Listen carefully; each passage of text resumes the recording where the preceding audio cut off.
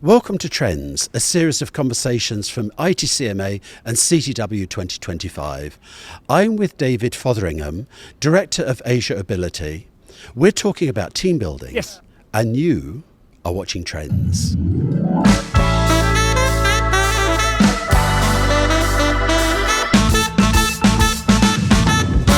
David, tell us about Asia Ability. We are the creative team building specialists, part of this global network, one of the founding partners of the Catalyst Global Team Building Network, of which I think there's now 53 or 54 partners around the world in over 100 countries. And the advantage of that is we share a lot of the ideas, the concepts, the IP. Somebody comes up with a new idea for a team building in Croatia, and now it's in Bangkok, or it's in Germany, or it's in Chile, or wherever.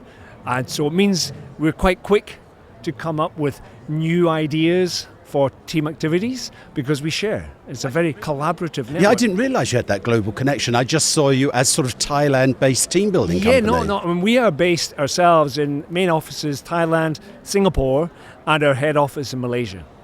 But we will do things all over Asia, and often we get to do things all around the world because we can work with the partners to do that. So an example, one of our latest things that we do now is the Squad Game, which is loosely based on the TV show Squid Game. And we did one event recently for a client in Bangkok they loved it so much. It's a San Francisco-based global IT company. They're like, come and do it for us in San Francisco for the whole global team because of the one little event they did in Bangkok. Yeah, we'll fly you over. It was so good. It was so fun. So we all had a nice little trip over to San Francisco to run the same event for a global team.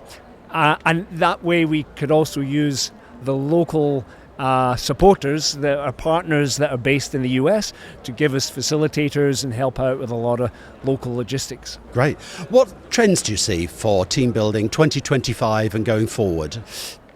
Trends, we see a lot of tech coming in. Of course, whatever's a buzz in the world becomes a buzz in team building. So we see a lot of team building that's now XXX AI. So there's AI versions with AI woven into it. So whenever we're trying to get something that is a new frontier and a new thing for people to explore and play with, if we can incorporate that into a team building, we will. So we have things like AI Hit Factory, where you use AI to write your catchy hit song and produce a music video, or AI Breaking the News, where you use different AI tools to do a live broadcast. Oh, brilliant. For the news. So things like that, I think that you're seeing more and more of that. And what are customers asking for? Are they more classroom-based, or is it more get out and see the destination combined with team building? Good question, because also a lot of what I feel our role is partly shifting what people expect, because most people have in mind, yes, a team building is out and about, run around, scavenger hunts, Amazing Race. Let's see okay. We're in a resort, you have big grounds, let's do something.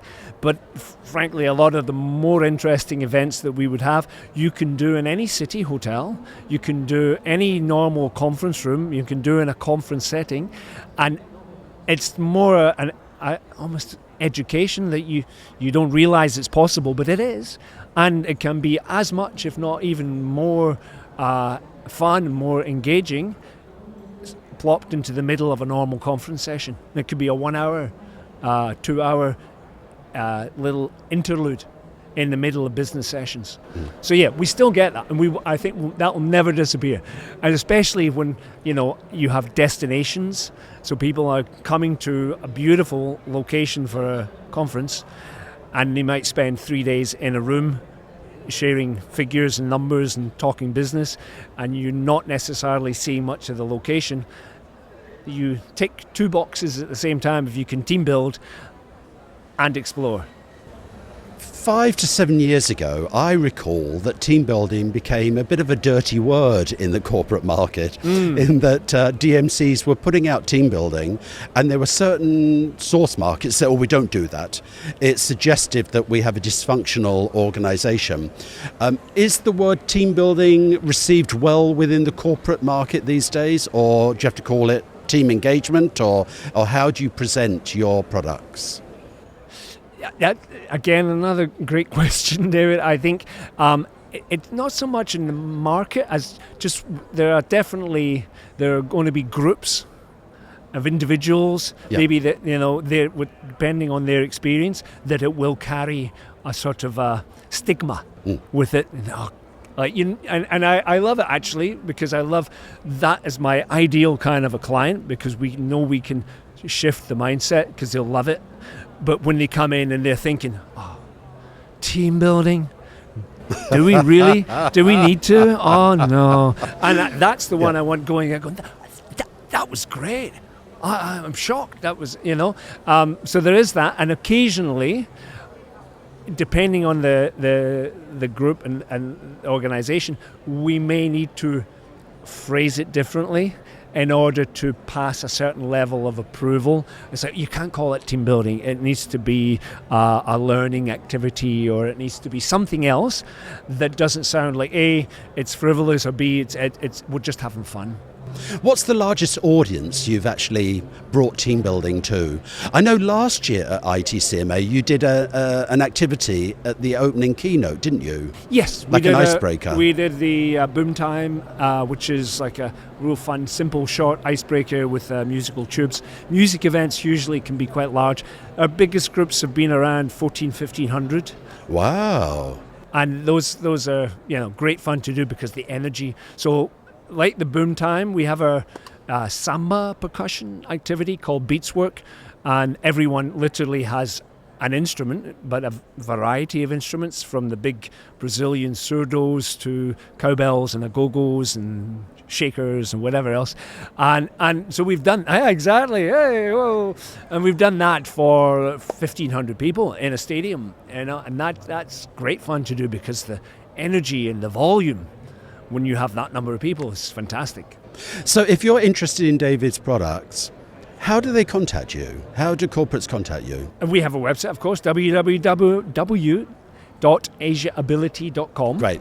And that's it. I got to say, most of our clients, thankfully, are repeat, because that's where we build our business. We want, and we have so many different new events coming online that we want to have the same people coming back year after year. What have you got this year? What's new? Let me see it. Yeah. Great. David, thank you so much for joining us today at the Trends Pop-Up Studio at IT&CMA CTW. Keep up the great work in engaging teams, and I wish you a successful trade show today.